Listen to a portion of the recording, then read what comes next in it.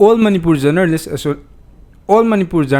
Union Amjuna gwalatabigi thoudok adugi makha taba action namata loukhtlaktabagi mayokta khongjang changsinkhre hokre.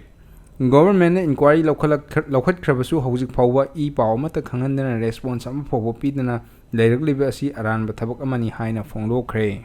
Inquiry ma chathare adu bohoji phawba ortu puthokanda action namatang loukhotba udabase masina khoi pawmijing si yamna pendabani khoi si nangoi tawrokpa khongjang da khoi si inquiry gi report ama tawkhrabanina khongjang yamna kanna changjang bu khongjang bawdi suspend tawrakan sida media housing sida slogan ama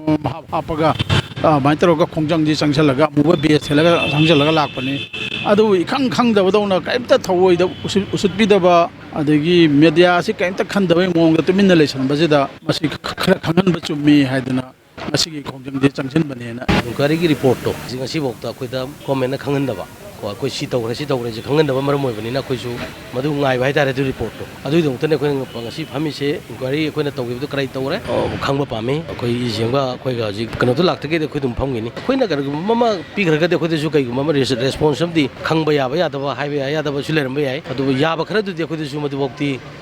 khoi da khangum thui